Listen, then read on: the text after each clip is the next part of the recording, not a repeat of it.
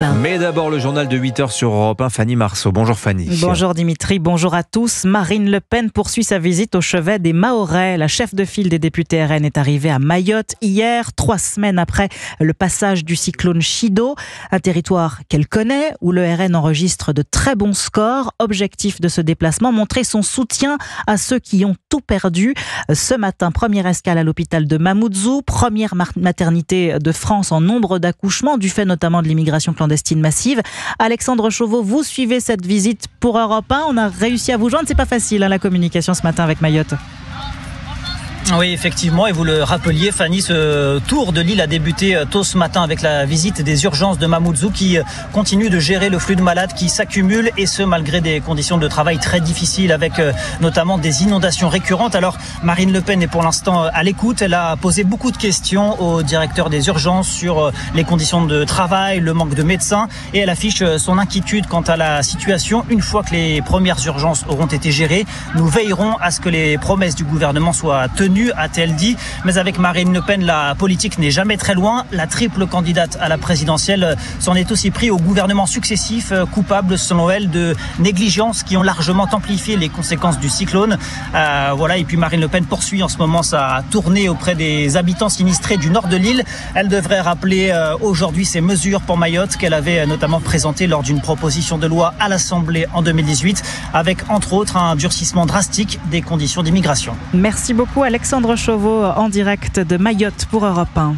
Il appelait au meurtre et à la torture de ceux qui voulaient manifester contre le régime algérien. Un influenceur a été interpellé hier à Montpellier. Il s'appelle Doualem et sur TikTok, il est suivi par près de 140 000 personnes. C'est le 3e influenceur algérien arrêté en 3 jours pour des faits d'incitation à la haine, d'antisémitisme ou d'apologie du terrorisme. Un profil qui indigne notamment Chawki Benzera. C'est lui qui a alerté les autorités. Ce réfugié qui a participé aux manifestations pro-démocratie en Algérie était hier soir l'invité de Pascal de la Tour du Pin sur Europe 1. Depuis quelques mois, on est vraiment sur un plan de déstabilisation de la France. C'est une parole très grave, extrêmement grave. C'est pas à prendre à la légère, mais parfois peut-être on a du mal ici à comprendre que ça vient dans un contexte qui est créé, c'est-à-dire le régime algérien, à travers des relais médiatiques qu'il a en France, a diffusé des paroles complotistes, ce genre de propos qui sont vraiment très graves et qui parle à des gens comme Zazou Youssef, comme ce Imad Tintin. Ces gens-là, vraiment, il suffit de toucher sur cette fibre les sionistes, la France, un petit peu le Maroc, parce qu'il y a toute cette question par rapport à la reconnaissance par la France de la marocanité du Sahara. Donc on est vraiment sur un cocktail explosif, malheureusement. Chawki Benzera au micro européen de Pascal de la Tour du Pin. Interview à retrouver en entier sur europe1.fr. Notez que sur X, le ministre de l'Intérieur Bruno Retailleau a appelé à ne rien laisser passer. Nicolas Sarkozy devant le tribunal aujourd'hui pour l'affaire dite du financement libyen de sa campagne de 2007. À ses côtés, 12 autres prévenus, parmi lesquels Claude Guéant, Brice Hortefeux ou encore Éric Woerth. Un procès qui s'appuie sur 10 ans d'une enquête hors norme, 58 demandes d'entraide pénale internationale dans 25 pays, 6 juges d'instruction, des dizaines de policiers mobilisés. Il en ressort la thèse du parquet selon laquelle Nicolas Sarkozy aurait financé sa campagne avec l'argent du régime de Kadhafi en échange d'une aide pour aider le dictateur à revenir sur la scène internationale. Thèse qui semble pourtant fragile, William Molinier. Oui, à commencer par les innombrables variations de Ziad Takedine, 14 versions différentes pour ce sulfureux homme d'affaires franco-libanais par qui l'enquête a démarré, avec un chiffre maximal, celui de 400 millions d'euros, le total de l'argent libyen qui aurait financé la campagne selon lui. Or, et c'est une autre zone d'ombre de l'enquête, la justice n'avance, elle, qu'un montant de 250 000 euros de primes versées en liquide à des salariés de l'UMP. Où serait donc passé le reste ? Les comptes en banque de Nicolas Sarkozy, de ses épouses successives et de la succession de sa mère ont été épluchés.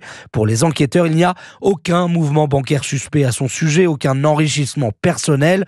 Enfin, le document central de cette enquête a volé en éclats. Il s'agit de la note libyenne publiée par Mediapart. Ce texte, attribué au service de renseignement libyen, fait état d'un soi-disant accord du clan Kadhafi à hauteur de 50 millions d'euros pour financer la campagne. Sauf que ce document n'a jamais été authentifié.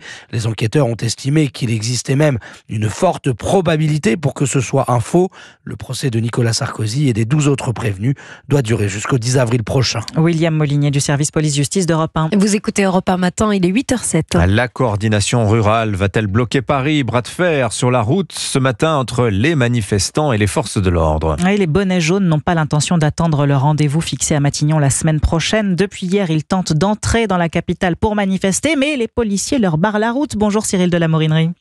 Bonjour. Vous êtes en direct d'Orvaux dans l'Essonne pour Europe 1 dans une exploitation où s'est réunie une centaine d'agriculteurs.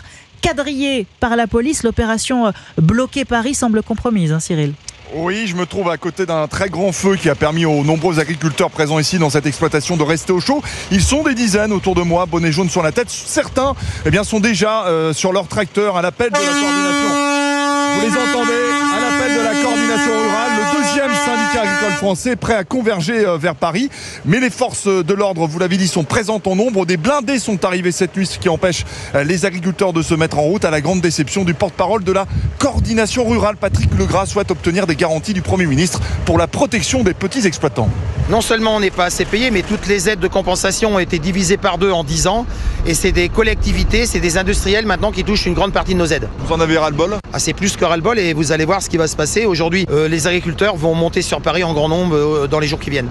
Voilà, pour l'instant, l'ambiance ici à Orvaux dans l'Essonne est plutôt bon enfant. Les agriculteurs ne cherchent pas l'affrontement avec les forces de l'ordre, mais ils restent déterminés à monter à Paris en convoi dans leur tracteur. Merci Cyril de la Morinerie en direct d'Orvaux dans l'Essonne pour Europe 1. Attention également, si vous êtes dans le sud de Lyon, les manifestations de la coordination rurale perturbent également la circulation en ce lundi de rentrée, notamment aux abords de la N7 à hauteur de Pierre-Bénite. Et puis vous êtes de plus en plus nombreux à mettre de l'argent de côté et surtout des sommes de plus en plus importantes. La moyenne par ménage l'an dernier, tenez-vous bien, 7 300 €. Oui, mais alors comment bien investir en 2025 ? Quels sont les meilleurs placements ? On vous dit tout sur Europe 1 en partenariat avec le magazine Capital aujourd'hui. Parmi les placements qui ont le vent en poupe, il y a le Bitcoin, encore marginal il y a quelques années. Il est rentré dans les habitudes des Français, Margot Faudéré. Premier signe de l'engouement pour le Bitcoin, l'envolée du nombre de détenteurs. Près d'un Européen sur 10 possède aujourd'hui des crypto-monnaies comme le Bitcoin ou l'Ether. C'est 2 fois plus qu'il y a 2 ans. Depuis des mois déjà, de nombreuses plateformes proposent des placements en Bitcoin. Mais avec l'élection américaine, les souscriptions se multiplient sur ces portefeuilles, explique Antoine Fraisse-Soulier de la plateforme eToro. Nous en avons un qui est le produit phare qui regroupe les 10 plus grosses crypto-monnaies. Le nombre de souscriptions a été multiplié par 4 à partir du mois de novembre. Et effectivement, le Bitcoin représente 40% du portefeuille. De plus en plus d'investissements, d'investisseurs et surtout des profils plus variés, signe de la démocratisation du Bitcoin. Avant, l'investisseur était souvent un jeune technophile. Aujourd'hui, la base est bien plus large, note Andrea Tueni de Saxo Bank. On a des investisseurs avec des profils classiques, de bons pères de famille qui investissent en bourse et qui aujourd'hui peuvent investir sur le Bitcoin à travers des ETF, ce qui rend du coup l'investissement simple. Le Bitcoin est donc devenu un placement presque comme les autres, à un détail près selon ses experts. Beaucoup de Français le considèrent encore comme un placement secondaire et non comme leur premier investissement. Margot Faudéré du service économie d'Europe 1. Merci Fanny Marceau. Dans un instant sur Europe 1, Sébastien Chenu est l'invité de Sonia Mabrouk. Bon réveil à vous.